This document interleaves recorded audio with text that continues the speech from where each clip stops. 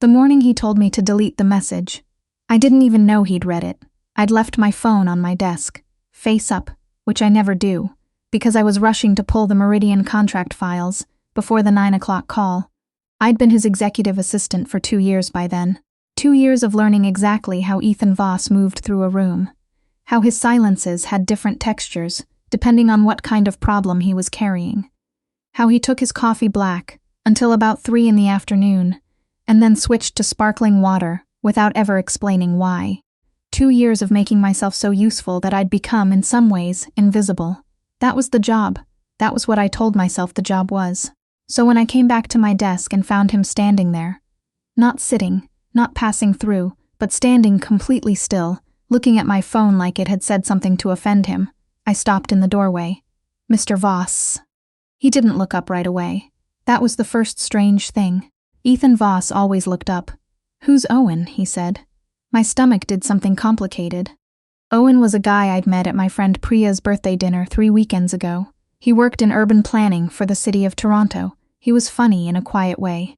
He'd texted me twice since then, and I had been, in the cautious, hopeful, slightly embarrassed way of someone who hadn't dated properly in almost a year, texting back. "A friend," I said, because it was the simplest true thing. Ethan set my phone down. Face down this time. He looked at me then, and I couldn't read his expression, which almost never happened. "He's calling you Bertie," he said. I felt heat climb the back of my neck. It's just a nickname. Delete it." I actually laughed. Not a full laugh. More like the involuntary sound a person makes when they can't process what they've just heard. "I'm sorry." The message. His voice was very even. "Delete it. You don't know anything about him." I stood there for a second, phone in my hand, staring at him.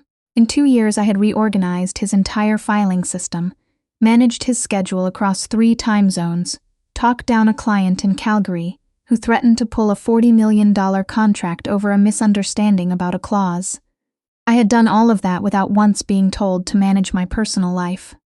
"I'll keep that in mind," I said carefully, and sat down. He left without another word.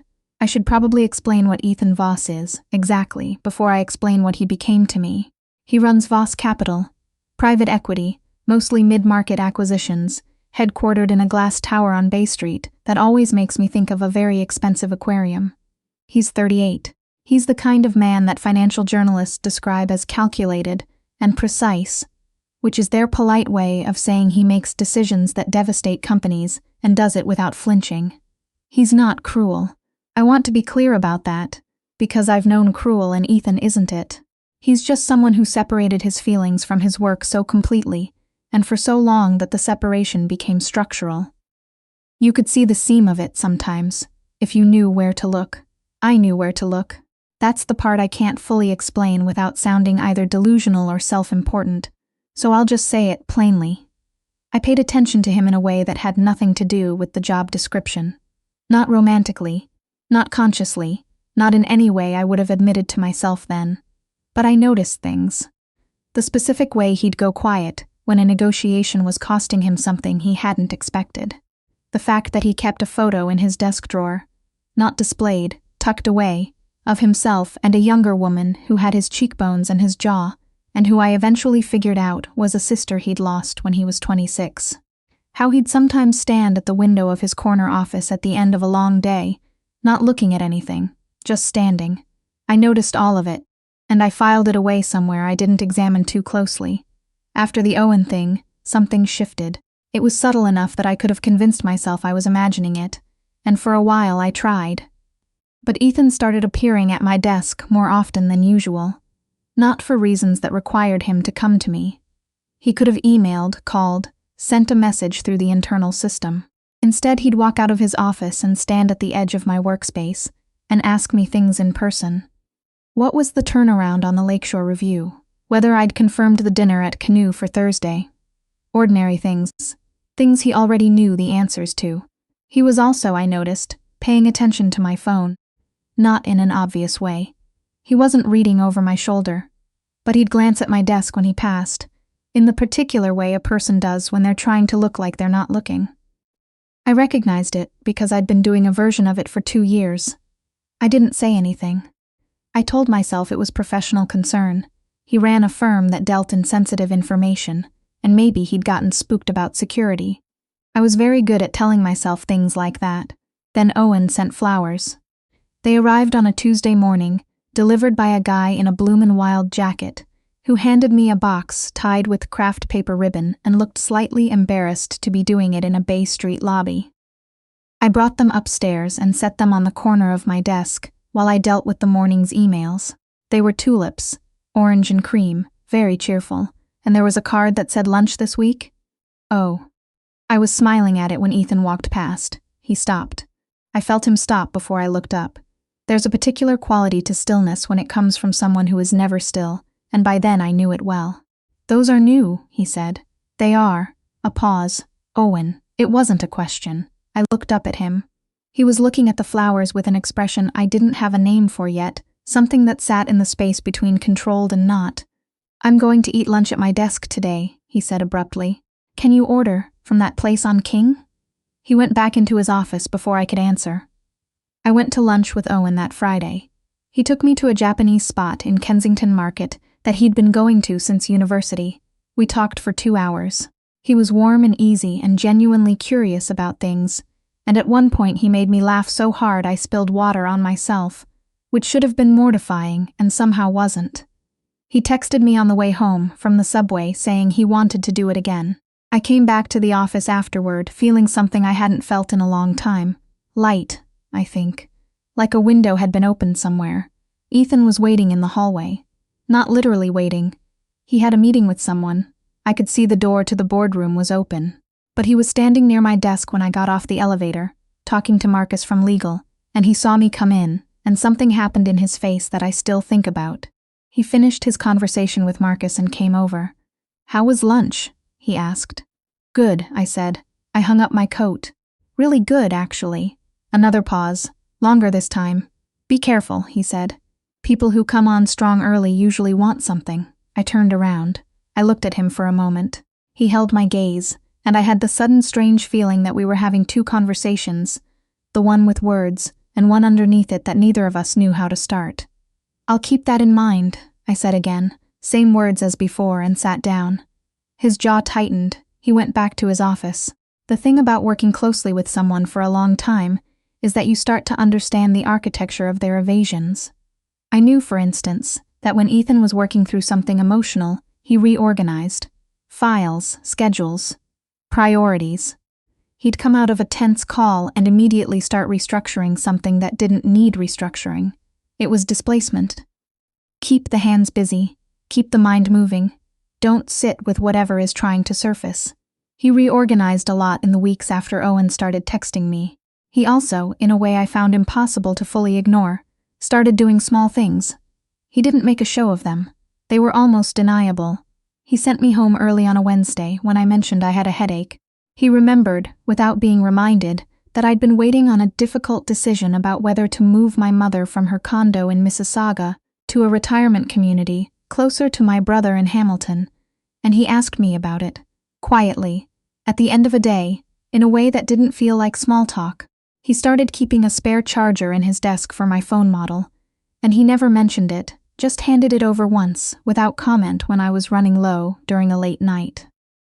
None of these things were dramatic. None of them announced themselves, but I felt them like something coming in through a wall, slow and inevitable, and I didn't know what to do with any of it. Owen asked me if I was seeing anyone else, about a month in.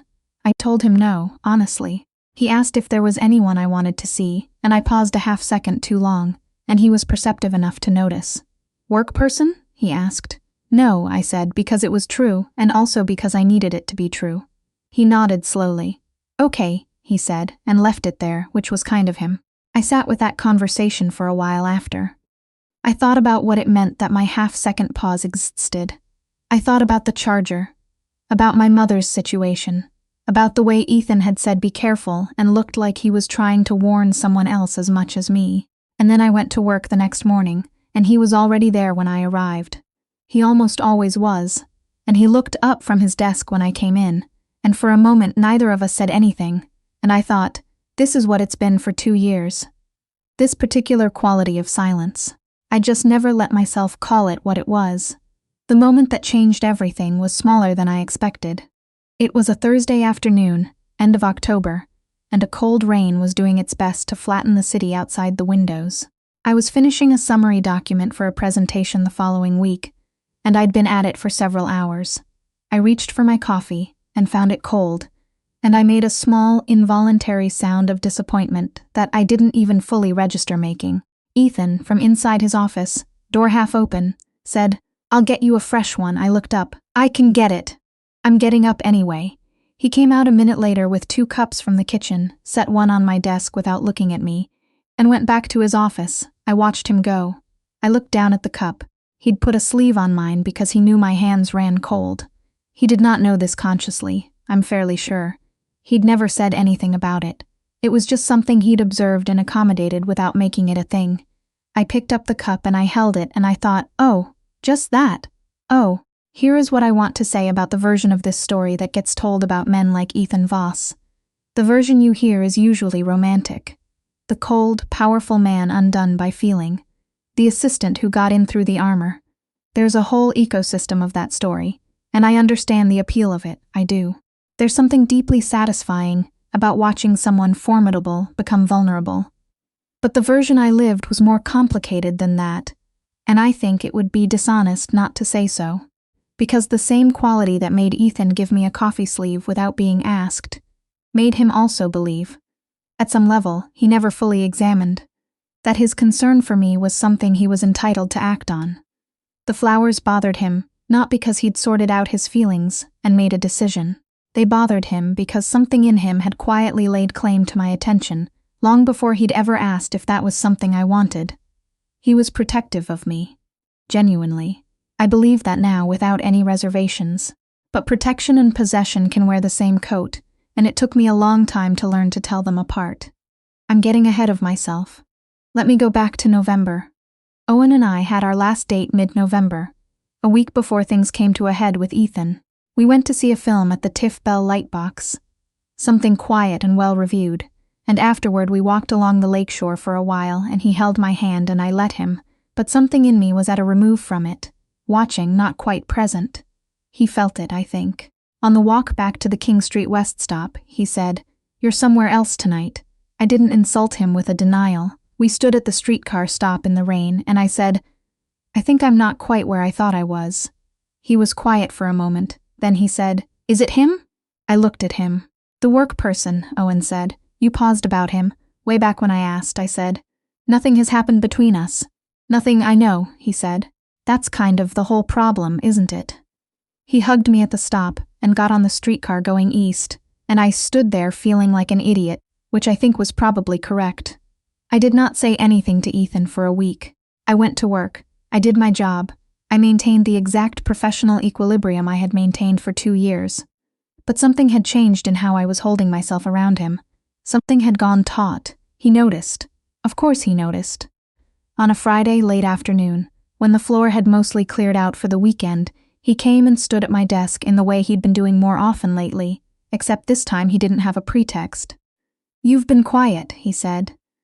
"I'm often quiet. Different quiet." I saved the document I was working on. I folded my hands on the desk. I looked up at him and thought about everything I wasn't going to say, and then I said one piece of it. "When you told me to delete Owen's message," I said.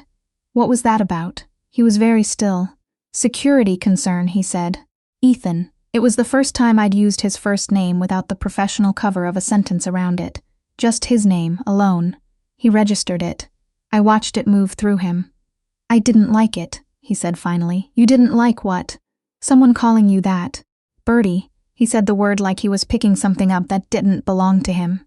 "It bothered me." He looked at me for a long time. The rain was back against the windows. The office was very quiet. "I don't have a clean answer for that," he said. "Try." Another long pause. And then something shifted in him. Not dramatically. Not the way it happens in the stories. Just a small yielding, like a door giving slightly under pressure. "Because I've been paying attention to you for a long time," he said. "And I don't know when that became something other than professional. I absorbed that. I let it sit. That's not a declaration," I said. "That's not you saying anything clear." "No," he agreed, "it's not." "Then what is it?" He looked out the window for a moment at the city in the rain, then back at me. "It's me admitting that it's not nothing," he said. "I think that's all I can do right now. I want to be careful here about how I tell this part. Because the moment you've been waiting for, the moment when the powerful man becomes human, when the walls come down, it's real. It happened. I don't want to strip it of what it was." When Ethan stood in front of me on a November Friday and admitted, in the most restrained and inadequate terms, that he'd been feeling something for me that he didn't know what to do with, I felt that. I felt it in a way I'd been quietly refusing to feel anything for 2 years. But I'd also spent a month watching him try to manage my personal life from a distance. Watching him use vague professional rationales to paper over something that was actually just jealousy. He'd never once asked me how I was doing with any of this, what I wanted, whether the way he was behaving was affecting me. So I said, "I need you to understand something." He looked at me. "What you're telling me is that you've had feelings and you didn't do anything about them, but the moment someone else showed up, you started acting on them anyway, in ways that weren't really yours to act on." He was quiet. "I'm not saying what you felt was wrong," I said. "I'm saying the way you handled it wasn't about me. It was about you not wanting to lose something you'd never actually claimed." The words landed. I could see them landing.